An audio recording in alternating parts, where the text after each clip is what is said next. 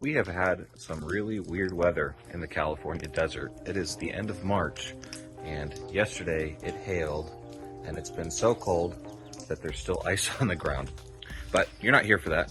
You're here to learn about the shed. We built this massive shed. I have a couple of upcoming projects where I needed some more space in the garage. So in order to solve that problem, we built this. So we did put in a full floor. We decided not to finish the walls on the inside as of right now. And we did also put in the solar fan to hopefully keep things not too terrible when it gets 110 degrees plus in the summer here. We are going to jump to the time lapse of putting this together. And the other project I will tell you about in a future video. But for right now, I'm still trying to figure out how to be sure to make that happen. And then anyway, time lapse time. We're gonna need a montage. A sports training montage. To start this project, we had to tear out everything that was in the way. This we disassembled because the guy that was helping me wanted to use the panels for his own project. I think he wanted to use them as a roof for his shed. Anyway, this took quite a while and ended up cutting off the roof with the Sawzall. And then after we got the walls out, we tore out the floor and found these super cool high voltage signs from old Edison, which we might recreate and 3D print.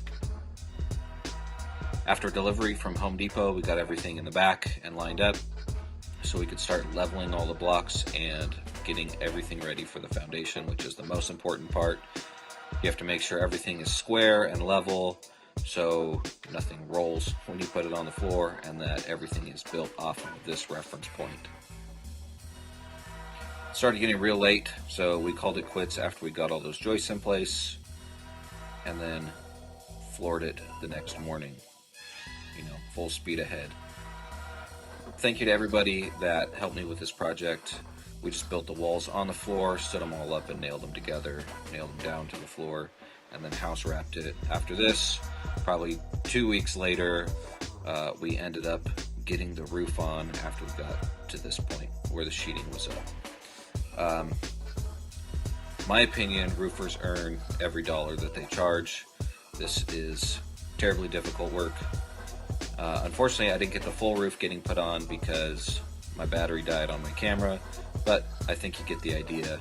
You get everything on and laid out.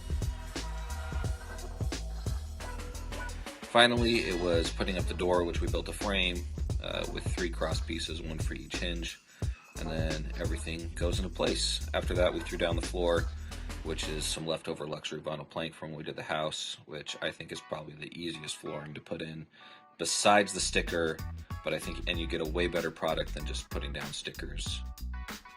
I also want to say there's a few things that we need to finish. Currently, I'm holding the door shut with this bungee cord wrapped around a few nails. I also need to, set all these nails in, and cover them up with some silicone and paint the whole thing. But, that's future project. I want to thank my brother who works in structures as a civil engineer who designed this for me. The floor is actually rated to 100 pounds per square foot, which is really awesome.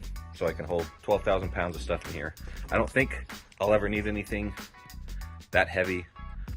The other thing I wanted to do was thank my uncle, who's a carpenter. If you want to take on a project like this yourself, it's helpful to have family or friends that know what they're doing. There was a lot we learned. If you want a video of the stuff that we learned about, let me know down in the comments, and also in the video description. I'm going to put in the links to the drawings that we used for this, and then also the list of materials that we bought for it. There's a couple of things I need to add. It's not complete, but maybe by the time you see this video, I'll have everything on there. Anyway,